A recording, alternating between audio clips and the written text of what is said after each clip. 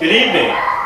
This is the first part of a group speech focusing on how good nutrition and regular physical exercise wards off many diseases and will help increase the likeliness that you'll have fewer mental health problems. Yeah. How's that? Can you still see? As you get older, right? But we need to answer the questions: what is good nutrition, and why do we not follow the guidelines that have been established by state and local governments, public and private sources? The most common reasons for poor diets include the lack of knowledge of which foods are good to eat, how to cook them, and taking the time to cook them and eat them. We're not talking popadours, right? This causes a lack of nutrition, which is harmful to cells in the brain and makes a person susceptible to mental disease. The epidemic of mental disease is further compounded by the lack of exercise in our society. So much that obesity and overeating kills more people than their lack of nutrition. The LA Times reported in a study produced by Lancet. Lancet is the world's leading general medical journal and specialty journals in oncology, neurology, and infectious diseases. They state that people across the world are falling so short on exercise that the problem has become a global pandemic, causing nearly a tenth of the deaths worldwide and killing as roughly as many people as smoking, and that 8 out of 10 youngsters aged 13 to 15 don't get enough exercise, and nearly a third of all adults fall short. The problem is even worse for girls and women who are less active than boys and men. Good nutrition is essential for energy, getting your essential vitamins and minerals, and good nutrition is important as the foods you eat contain basic building blocks your cells need to be healthy, and along with exercise creates a more physically and mentally fit person, which in turn will make you a more successful person.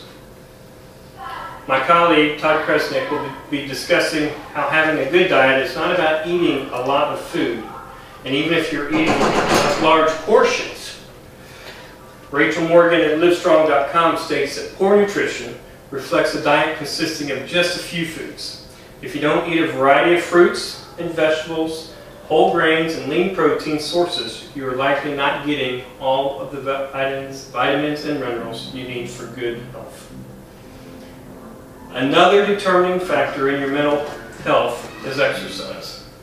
The lack of physical activity predisposes individuals to a number of potentially serious and chronic health issues.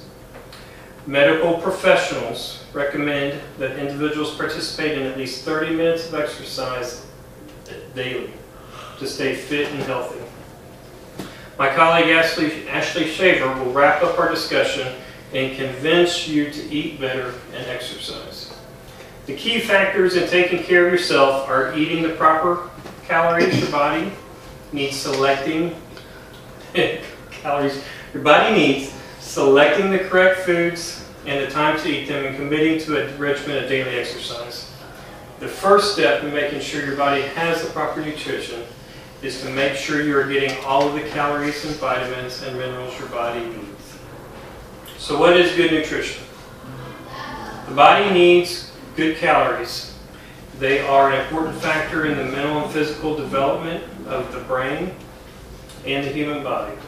According to minddisorders.com, energy is derived from the carbohydrates, protein, fat, and alcohol found in food and beverages.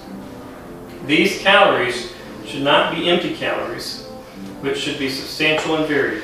Empty calories such as refined sugars and butters don't offer any calories and don't offer any nutrition to your body, but still provide calories which are stored by the body as fat. When you look at the composition of fast food, you find a lot of empty calories, and you have to be careful and discern what foods are good for your body. How many of us can remember our last fast food meal? Was it healthy, Sydney? You don't know. It was a smoothie. We eat right? We should know whether it's healthy or not. Chicken McNuggets. Why don't we eat right? Especially in the American culture, people are not paying close enough attention to what they eat and why they should eat it. One of the reasons is the American culture is a fast-paced environment which does not allow the time necessary for people to invest in good nutrition, but not everyone is that busy. Other reasons are lack of concern. You have to diet from something. The consumer does not understand how unhealthy some food and drinks are. Just recently they talked about the Rowe poisoning in Mountain Dew. You guys heard about that? No. Right. There's an ingredient in the Mountain Dew that is considered a poison. And then they don't have enough time or money to eat right, because it costs a lot to prepare fruits and vegetables. According to the USDA, as reported by Forbes, Americans are eating 25% more fresh fruit, hurrah, 54% more fresh vegetables, hurrah, if you don't count potatoes, which is America's favorite vegetables, or if you do count potatoes, it's mostly processed. But that's not really good news because spending on sweets and other empty calories has also increased. But isn't it just the poor who don't eat healthy?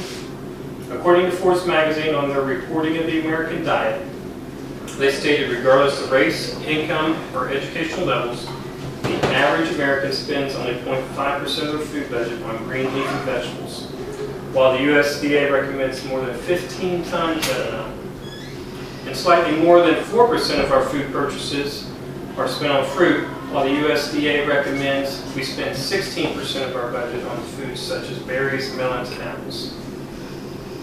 Another example is the amount of fiber we get from different sources. Fiber helps your body with several processes, and the Institute of Medicine's recommended adequate intake of dietary fiber is 14 grams per 1,000 calories. However, to date, low intakes of dietary fiber, typically found in fruit, vegetables, and whole grains, have been identified as a public health concern. For the total diet, fiber density in the 2005 and 2008 years averaged slightly more than half the recommended level, 7.2 grams per 1,000 calories.